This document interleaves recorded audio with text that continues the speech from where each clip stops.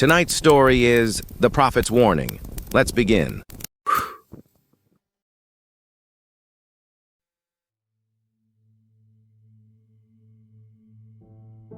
Hash the chestnuts. The doctor's office smelled like bleach and something else, something wrong, something sweet and rotten underneath the sterile chemicals. Sarah Chen sat with her hands folded in her lap. She watched Dr. Morrison's face as he reviewed the genetic screening results. Her husband, Marcus, stood behind her chair, one hand on her shoulder. The pressure of his fingers told her everything about his fear. The silence stretched, paper rustled, the fluorescent lights hummed overhead, a sound that burrowed into her skull. "I'm going to be direct with you both," Dr. Morrison said finally. He removed his glasses, folded them, set them on the desk with deliberate care. "Your daughter carries a genetic marker we've only seen in 17 documented cases worldwide. It's called Castellano syndrome." Sarah's throat closed, her heartbeat filled her ears. "What does that mean?" Dr. Morrison's chair creaked as he leaned back. "The children who carry it. They don't live past their 7th birthday. The cellular degradation is inevitable. There's no treatment, no cure. I'm so sorry." The world tilted. The humming lights got louder. Marcus's hand tightened on her shoulder, his fingers digging in hard enough to hurt. "How long does she have?" Marcus's voice sounded hollow, distant, like it was coming from underwater. "Grace just turned 4. Based on the progression models, she has approximately 33 months. Dr. Morrison paused. "Maybe less." Sarah looked down at the pamphlet Dr. Morrison had slid across his desk. Understanding Pediatric Terminal Diagnoses, a guide for families. The cover showed a sunset over water, peaceful, gentle, a fucking lie. "There must be something," she whispered. "Experimental treatments, clinical trials, something." Dr. Morrison's expression held practiced sympathy, the kind of sympathy that costs nothing. "Mrs. Chen, I understand this is devastating, but I've seen families bankrupt themselves chasing false hope. The kindest thing you can do is make Grace's remaining time meaningful, quality over quantity." Sarah stood so quickly the chair scraped against the linoleum. The sound was too loud in the small room. "She's 4 years old." "I know." Dr. Morrison stood too, his movements careful, rehearsed. "I have children myself. If there was anything, then find it." Sarah grabbed Marcus's hand. Her wedding ring felt cold against her skin. "We're getting a second opinion." They did. Then a third, then a fourth. Every specialist said the same thing. The same words, delivered with the same gentle inevitability. Asterisk 33 months. Maybe less. Make her comfortable. Say goodbye. Sarah stopped sleeping. She read medical journals until her eyes burned and the words blurred together. She joined support groups for parents of terminal children, where everyone spoke in whispers and cried quietly in bathroom stalls. She contacted researchers in Singapore, Switzerland, Mexico, each door closed with the same sympathetic refusal. "There's nothing we can do." The house filled with silence, the kind of silence that pressed against the walls and made the air heavy. Marcus tried to convince her to accept it. "We need to focus on Grace," he said one night, his voice barely above a whisper, "on being present with her." "I am focusing on her." Sarah's laptop screen cast blue light across her face. 3 a.m. The house was so quiet she could hear her own breathing. "I'm saving her." "You're killing yourself." "Then I'm killing myself." She didn't look away from the screen. The light made her eyes ache. "Go back to bed." He left the room. She heard his footsteps pause in the hallway, standing outside Grace's door probably, listening to their daughter breathe, making sure she was still breathing. Then his footsteps continued to their bedroom. The door closed softly. The click of the latch sounded final. Sarah kept searching. 3 weeks later, she found Dr. Eloise Ashford. The name appeared in the footnotes of a Korean medical journal article about experimental cellular regeneration. Dr. Ashford's research had been cited once, then never mentioned again. Sarah traced her through academic databases to a private clinic in the Pacific Northwest. No website, no published papers after 2019. Just an address in the woods outside Bellingham, Washington. Sarah called the number listed. It rang 4 times. Each ring felt like an eternity. "Ashford Institute," a woman's voice, crisp, professional, cold. "My name is Sarah Chen. I'm looking for Dr. Eloise Ashford. It's about my daughter." "Dr. Ashford doesn't take new patients." The response was immediate, rehearsed. "Please, Sarah's voice cracked. "She has Castellano syndrome. She's 4 years old. Every doctor says there's nothing." "Hold, please." Silence, but not empty silence. Sarah could hear something in the background, a faint sound, like wind through trees, or breathing. Then a different voice, older, with a slight British accent. "Mrs. Chen, this is Dr. Ashford. Tell me about your daughter." Sarah explained everything, the diagnosis, the timeline, the specialists who'd all said the same thing, their faces identically sympathetic, identically hopeless. Dr. Ashford listened without interrupting. The silence on the other end of the line felt attentive, hungry. "I may be able to help," Dr. Ashford said finally. Her voice was measured, calm. "But my methods are unconventional, not FDA approved. The medical community doesn't recognize my work." "I don't care about recognition." Sarah's hand tightened on the phone. "Can you save her?" A pause. In that pause, Sarah heard that sound again. Wind or breathing. "Yes," Dr. Ashford said, "but the treatment requires commitment, complete commitment, and there are costs beyond money." "Anything?" Sarah's voice came out desperate, raw, "whatever it takes. Come to the Institute tomorrow. Bring your daughter. Come alone. Fathers complicate the process. We'll discuss whether you're suitable candidates." The line went dead. The dial tone hummed in Sarah's ear like insects. Marcus fought her. "This is insane," he said, his voice rising. "Some doctor who won't even publish her research? Operating out of the woods? Sarah, this is how people get scammed, or worse. Every legitimate doctor says she's going to die. So we make her life beautiful." His voice softened, broke. "We take her to Disneyland, we read her favorite books, we hold her when—" "Don't!" Sarah's voice cracked. "Don't say when. I'm not giving up." "You're chasing miracles. Then I'm chasing miracles." The silence between them was a gulf, unbridgeable. She took Grace the next day. Marcus stayed home. His silence was a wall between them, solid and cold. The Ashford Institute sat at the end of a winding road, surrounded by old-growth forest, the trees pressed close, too close, their branches tangled overhead, blocking out the sun. The building looked more like a manor house than a medical facility, stone walls covered in ivy, tall windows with heavy curtains, a garden that had been beautiful once but now grew wild and wrong. The flowers were all dead. Even though it was summer, a woman in a gray dress met them at the door. She didn't smile. "Mrs. Chen, please follow me." Her footsteps made no sound on the hardwood floors. The interior was worse than the exterior. The hallways stretched too long, like perspective drawings with the vanishing point wrong. Flickering fixtures lit the way. The walls were decorated with old paintings, pastoral scenes that seemed off somehow. The proportions slightly wrong, the figures' faces too still, too empty. Grace held Sarah's hand tightly. Her small fingers squeezed hard. "It's okay, baby," Sarah whispered. Her voice echoed in the hallway. "We're going to see a doctor who can help you feel better." Grace didn't respond. She'd been quiet lately, tired. The syndrome was already starting, or maybe it was fear. Sarah couldn't tell anymore. Their footsteps echoed. Somewhere in the house, water dripped, steady, rhythmic, like a heartbeat. Dr. Ashford's office was a circular room at the top of a tower. The doctor herself was elderly, perhaps 70, silver hair pulled back severely from a face that was smooth, too smooth. Her eyes were pale blue, almost colorless, like winter ice. She smiled when they entered. "Grace, what a beautiful child." Her voice was soft, kind. She gestured to 2 chairs facing her desk. "Please sit." The chairs were old, the leather cracked and cold. Sarah settled Grace in her lap. The little girl's weight felt precious, temporary, like holding water. "I've reviewed your file," Dr. Ashford said. She opened a drawer, took out papers.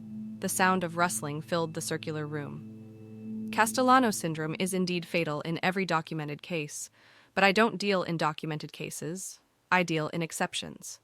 "You can cure her?" Sarah's voice was barely a whisper. "Not cure." Dr. Ashford's pale eyes fixed on her, unblinking. "Prevent. There's a difference?" She opened another drawer, removed a leather-bound journal. The leather was old, cracked. It smelled like must and something else, something organic. "I've been researching preventive medicine for terminal genetic conditions for 40 years. The medical establishment calls my work pseudoscience because they can't replicate my results. They don't understand that some treatments require sacrifice." Sarah's arms tightened around Grace. "What kind of sacrifice?" "Nothing harmful to Grace." Dr. Ashford leaned forward. The chair creaked. "But the treatment requires 1,000 acts of devotion from the mother. Small things, repeated daily. It's based on an old Korean folk practice, the accumulation of merit through persistent action. 1,000 chestnuts planted to prevent a tiger attack.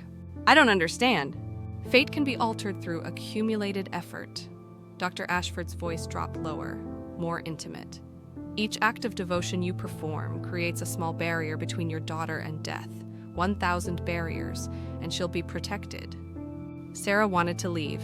Every instinct screamed that this was wrong, that Dr. Ashford was a charlatan preying on desperate parents. But Grace shifted in her lap, coughed softly, and Sarah remembered Dr. Morrison's words. Asterisk, 33 months, maybe less.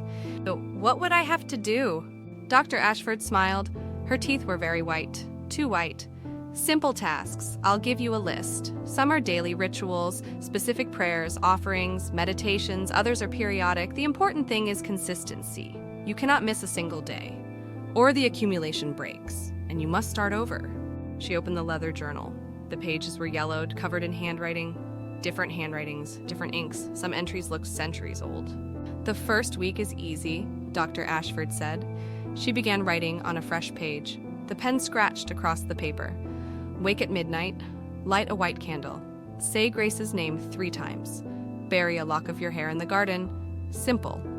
Yes? That's it? For the first week, Dr. Ashford kept writing. The tasks grow more demanding as the accumulation builds. But if you complete all 1,000, Grace will live. I guarantee it. She tore the page from the journal, handed it to Sarah. The paper felt warm, wrong. There's one more rule, Dr. Ashford said. Her pale eyes gleamed. You cannot tell anyone what you're doing. Not your husband, not your family, not anyone. The moment you speak of it, the protection breaks. Do you understand? Sarah looked down at the paper. The handwriting was beautiful, elegant, old-fashioned. The first task was written there. Asterisk day 1, wake at midnight, light a white candle. Say Grace's name 3 times. Bury a lock of your hair in the garden under the oak tree. I understand, Sarah whispered. Good. Dr. Ashford stood. The interview was over. Return in 1 week, bring proof of completion. I'll give you the next tasks. The woman in gray appeared at the door, silent, waiting. Sarah carried Grace down the tower stairs. The little girl was heavier now, or maybe Sarah was just weaker.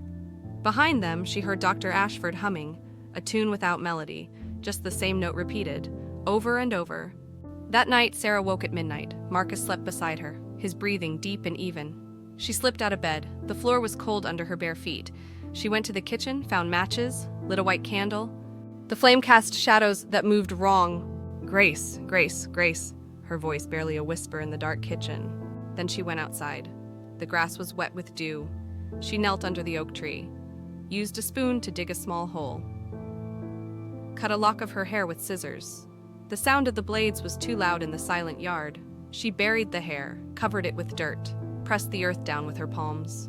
When she stood, her hands were black with soil. She looked up at the house, saw Grace's window, dark, the curtains closed. Something moved in the woods beyond their fence, a shadow that didn't match the trees. Sarah went back inside, washed her hands. The water ran black, then clear. She blew out the candle, climbed back into bed. Marcus never stirred. The tasks continued, each night at midnight. Each night something new. Bury coins, burn letters. Fast until sunset.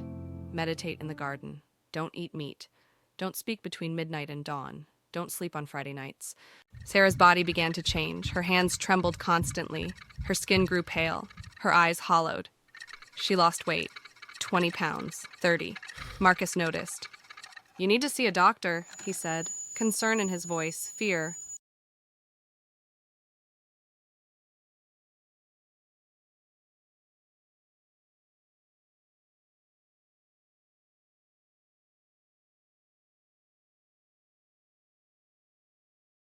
I'm fine.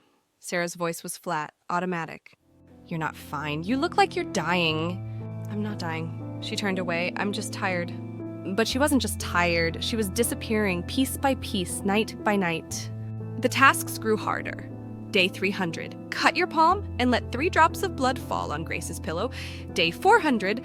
Sleep in the garden overnight in the rain. Day 500, fast for 3 days. Drink only water. Day 600, carve Grace's name into your forearm with a needle. Sarah did them all. The pain was immense, but she welcomed it. Pain meant it was working. Pain meant Grace would live. Marcus found the cuts, saw the scars. Sarah, what the fuck are you doing to yourself? Nothing. Her voice was hollow, empty. I'm fine. You're not fine! His voice rose, then dropped, scared. Please talk to me. Let me help you. You can't help. She met his eyes. Hers were dead. This is the only way. He tried to stop her, followed her at midnight, found her kneeling in the garden, digging with her bare hands, her fingernails broken and bleeding. Sarah, stop! Jesus Christ, stop! Get away! She didn't look at him. You're breaking it. You're going to break it. Break what? There's nothing here. You're just hurting yourself. I'm saving her. Sarah's voice rose to a scream. I'm saving our daughter. The neighbor's lights came on. Marcus grabbed her shoulders, pulled her up. She fought him, clawed at his face. He held her anyway, carried her inside while she screamed. Grace woke crying, terrified of her mother, of the wild-eyed woman covered in dirt and blood who used to sing her lullabies. Marcus called Dr. Morrison the next day, then a psychiatrist. They both said the same thing: acute anxiety disorder, obsessive behavior, possible psychotic break, medication, therapy, maybe hospitalization. Sarah refused it all. You don't understand, she told Marcus. Her voice was calm now, eerily calm. I know what I'm doing. I know it looks bad, but it's working. Grace is getting better. Haven't you noticed? And Grace was better, healthier, more energetic. Like the syndrome was reversing. Marcus had noticed. The doctors had noticed. They called it spontaneous remission, rare but documented. See? Sarah whispered. It's working. But Marcus didn't see salvation. He saw his wife wasting away. He saw her sneaking out at midnight. He saw the scars, the cuts, the ritual madness consuming her. I can't watch you do this, he said finally, voice breaking. I can't let Grace watch you do this. Then don't watch. Sarah's voice was flat. Just let me finish. Finish what? She didn't answer, couldn't answer. The rule was silence. The moment she spoke of it, the protection broke. Marcus filed for divorce, requested full custody, primary custody. He told the court his wife was mentally ill, self-harming, a danger to their daughter. He had photos, evidence, testimony from neighbors who'd heard the midnight screaming. Sarah didn't fight it. She couldn't. Fighting meant explaining. Explaining meant breaking the rule. You can't take her from me, she whispered in the courtroom, but her voice had no strength, no conviction. She looked like a ghost. Gray skin, hollow eyes, bones showing through her clothes. I'm not taking her, Marcus said. He was crying. I'm saving her from watching her mother disappear. The judge agreed with him. Primary custody to Marcus. Sarah got supervised visits on weekends, 2 hours, in a neutral location, with a social worker present. She continued the tasks. Nothing else mattered. 800, 900. Dr. Ashford called her monthly for updates. You're doing beautifully, she said, her voice warm, proud. So close now. Grace's life force grows stronger every day. I can barely stand. Sarah's voice was a rasp. Sacrifice requires pain. That's what makes it powerful. Pain is proof of love. Sarah's body was failing. Her bones showed through her skin like stones under cloth. Her teeth had started loosening. When she brushed them, the toothbrush came away bloody. She moved like an old woman, bent, shuffling. She was 34 years old. But Grace was healthy, vibrant, alive, laughing, running, normal. 950 tasks. 975. The final week arrived. The last tasks were the hardest. Fast completely for 7 days. Drink only water. Sleep in the garden in the rain. Don't come inside even when the temperature drops. Even when your lips turn blue. And the last task. Day 1000. Cut off your left pinky finger and bury it beneath Grace's window. Sarah sat in her apartment, the one Marcus had moved her to after the divorce. Small, dark, smelling of mold and desperation. She laid out everything she needed. A sharp knife, gauze, tape, a bottle of vodka for sterilization, and for courage. She drank half the bottle first. The alcohol burned, made her head swim. She wrapped a belt around her left hand, pulled it tight, cutting off circulation. Her pinky finger went numb. She picked up the knife. The blade was clean, sharp. It caught the light from the single lamp. 3 deep breaths. Then she pressed the knife down. The pain was white-hot, blinding. The knife grated against bone. She pressed harder, sawed. The sound was terrible, wet, crunching like cutting raw chicken. She screamed, bit down on a towel. Tasted blood. The finger came off. She wrapped the stump in gauze. Tape. The blood soaked through immediately. Her hand was on fire. Her vision blurred. Went black at the edges.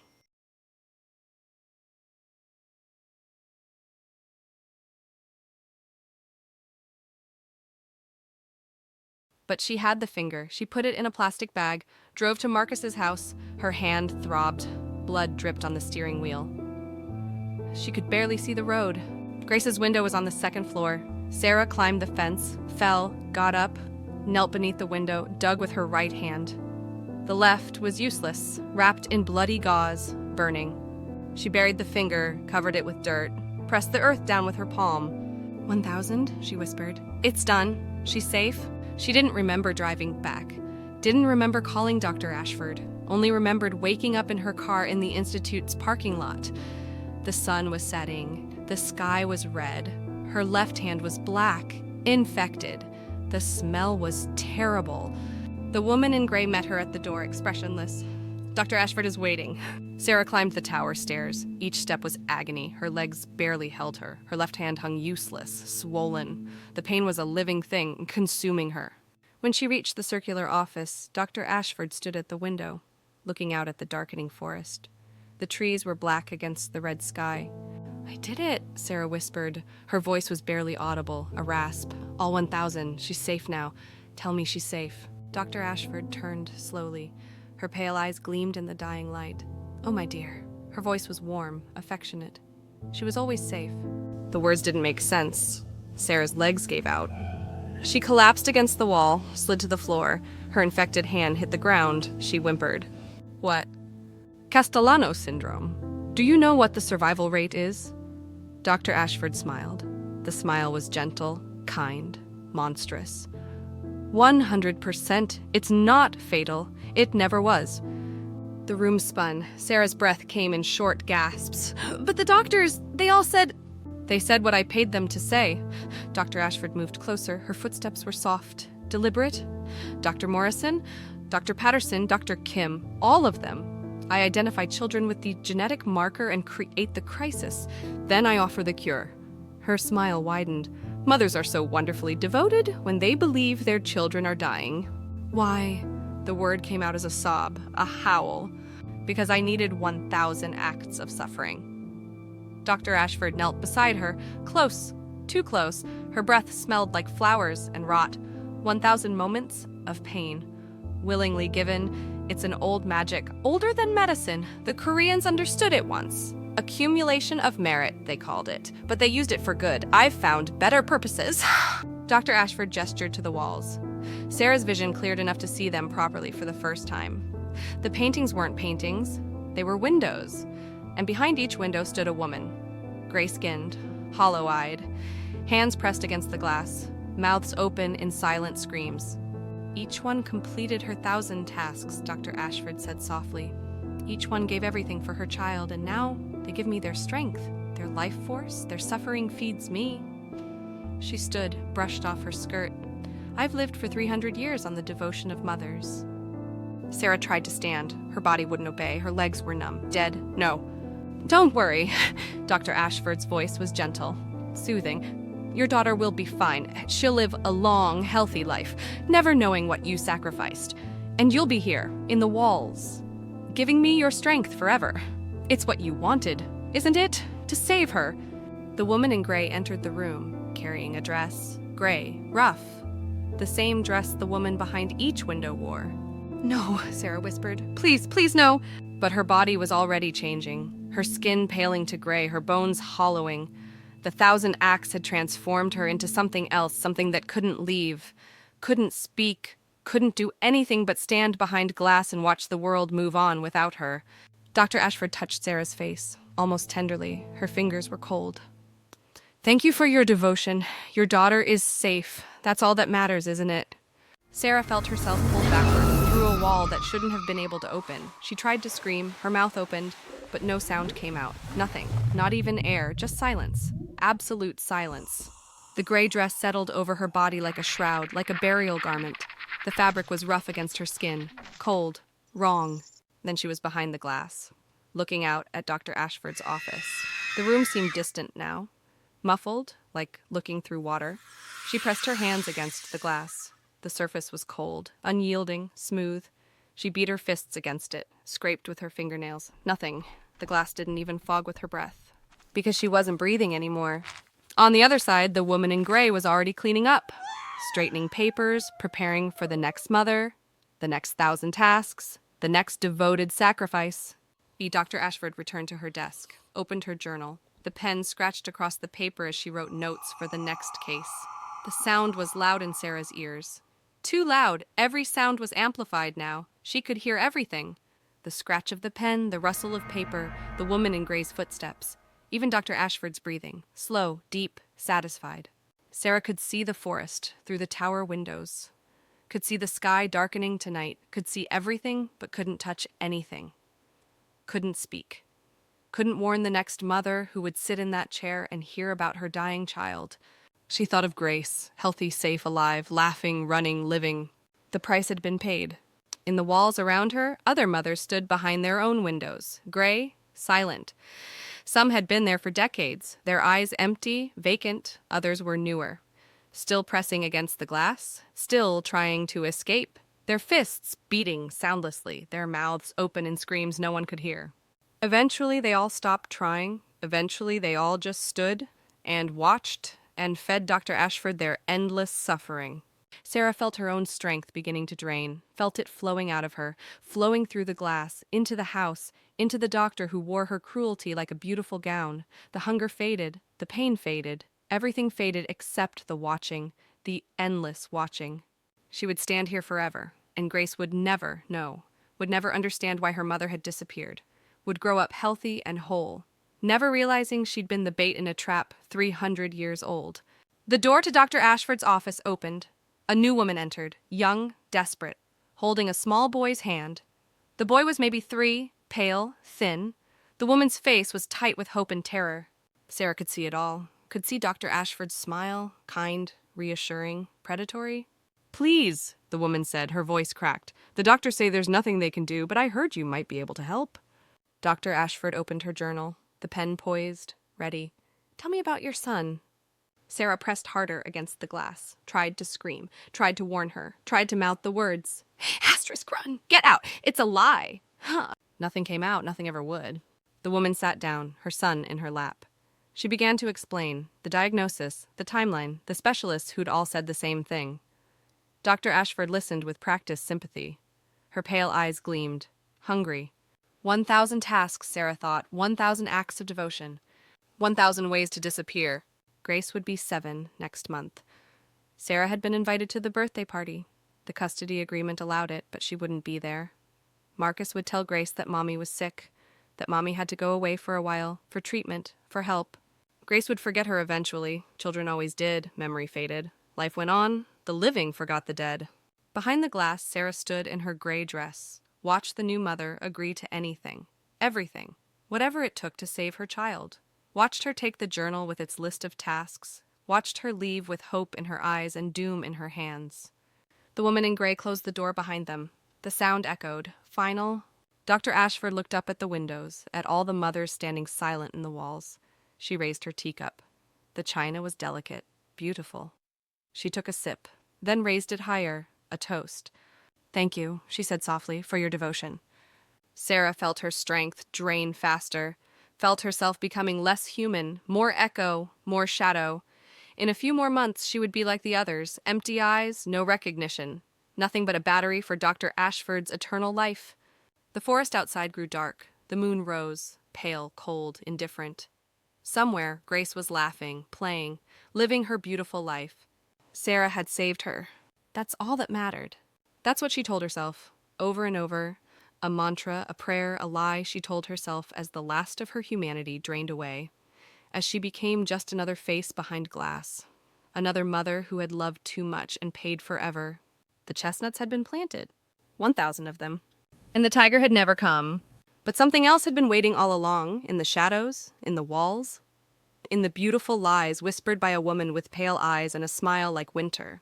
Something ancient, something patient, something that fed on love and grew fat on sacrifice. The tower stood in the forest, silent, waiting, and in the windows the mothers stood, watching, always watching, as the next one came, and the next, forever.